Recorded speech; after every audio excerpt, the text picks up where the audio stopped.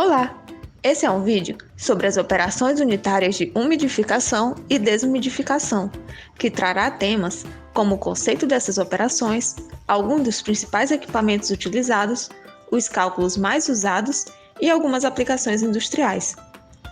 Começaremos pela umidificação.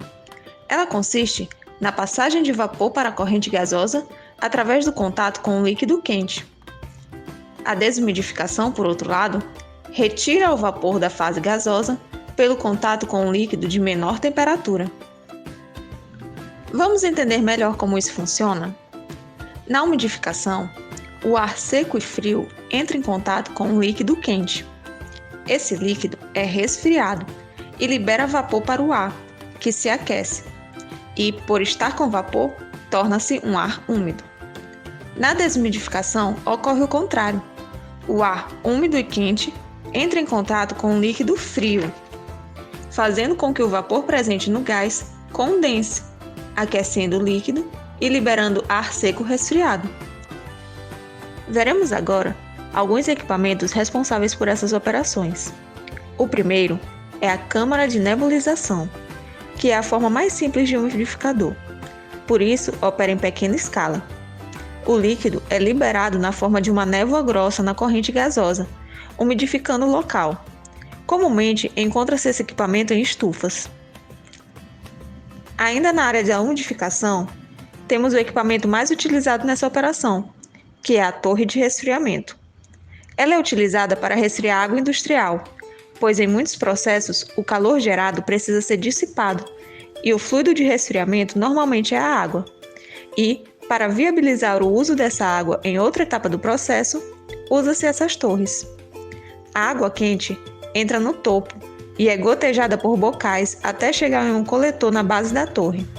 O ar entra pela parte inferior e flui para cima, entrando em contato com a água através do material de recheio, passando no fim pela chaminé como um gás quente e úmido.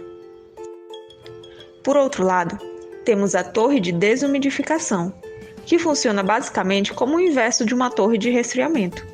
O líquido frio entra pelo topo da torre e o gás úmido entra pela base.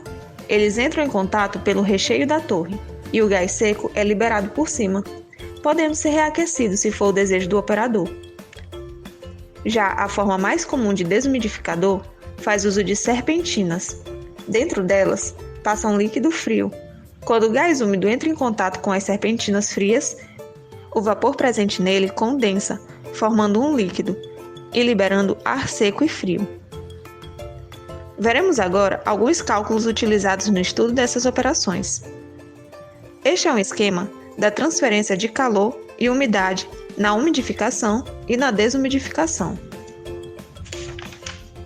No desumidificador, a fase líquida recebe o calor sensível e latente por transferência do gás, e a temperatura e umidade são maiores no gás do que no líquido. Por outro lado, na torre de resfriamento, temperatura e umidade são maiores no líquido do que no gás, e a transferência de calor sensível e do calor latente ocorre do líquido para o gás. Veremos então os termos mais utilizados durante os cálculos dessas operações. São eles: saturação, quando um gás ou líquido está com o máximo de vapor. O gás saturado é quando um gás está na iminência de começar a condensar e formar a primeira gota de líquido. Já um líquido saturado é se um líquido está prestes a vaporizar. A umidade absoluta se refere ao teor de vapor em um gás. É a massa de vapor por unidade de massa do gás seco. E a umidade de saturação é a umidade do gás quando esse está saturado de vapor. Já a umidade relativa é a razão entre a pressão parcial de vapor no gás e a pressão parcial de vapor no gás saturado. Ela é dada em porcentagem. O calor úmido é a quantidade de calor necessária para aumentar a temperatura de 1 mol de gás mais qualquer vapor que ele possa conter em 1 grau Celsius ou 1 Kelvin. O volume úmido é o volume total de 1 mol de massa de gás seco mais o vapor que lhe está associado. E a entalpia total é a entalpia de uma unidade de massa de gás seco mais o vapor que lhe está associado. O ponto de bolha é a temperatura em que a água começa a evaporar-se, formando a primeira bolha em um processo de aquecimento. E o ponto de condensação, ou mais conhecido como ponto de orvalho, consiste na temperatura na qual surge a primeira gota na condensação de vapor sob pressão constante. A temperatura de bulbo seco é a temperatura da mistura indicada pelo termômetro comum. Já a temperatura de bulbo úmido é a temperatura mínima em que a água se evapora. É obtida cobrindo-se o bulbo de um termômetro comum com um tecido de algodão embebido em água. O bulbo molhado deve ser ventilado até atingir o valor constante. Os cálculos na torre de resfriamento são os mais comuns nessa área, principalmente da torre de contato gás-líquido em contracorrente. Aqui estão listadas as variáveis estudadas numa torre. O balanço de massa na torre é obtida pela equação onde a vazão de líquido mais gás que entra na torre é igual à vazão de líquido mais gás que saem dela.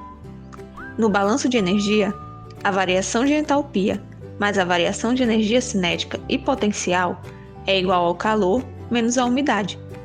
É possível obter também o balanço de massa para o componente condensável, balanço de massa da entalpia e a transferência de calor sensível e latente na fase gasosa. Além disso, podemos obter a equação do projeto de uma torre e, integrando essa equação, a linha de amarração e seu coeficiente angular para determinar o fluxo operacional do equipamento. No estudo das operações unitárias que estamos abordando, é muito importante que se tenha conhecimento sobre a psicometria.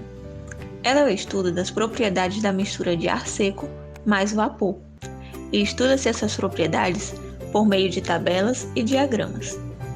Existem algumas cartas que diferem entre si, principalmente com respeito à pressão barométrica e ao número de propriedades que apresenta.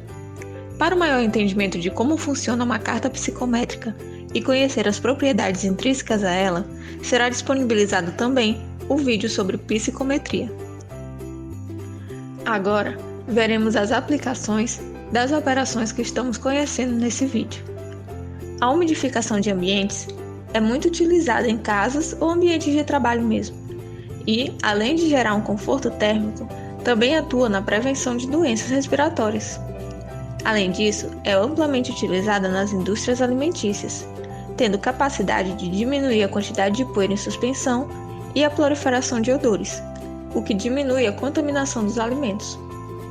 Também é utilizada na produção agrícola, no cultivo de cogumelos, por exemplo, que precisam estar num ambiente úmido e escuro para se desenvolverem bem.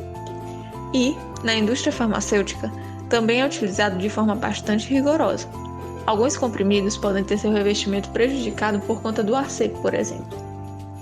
Da mesma forma, a desumidificação dos ambientes também é necessária.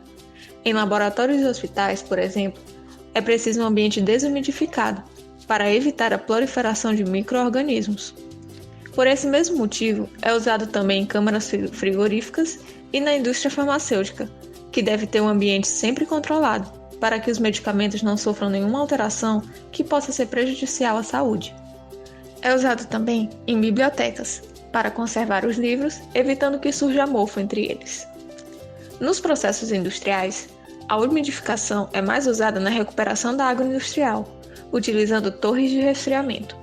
Esse método é utilizado por razões econômicas, visto que proporciona a reutilização da água e evita o superaquecimento de alguns equipamentos, e também por fatores ambientais, porque evita que essa água muito aquecida seja despejada em rios, por exemplo.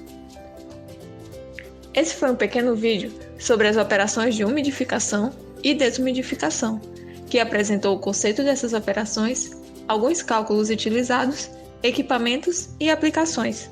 Espero que tenham gostado e até a próxima!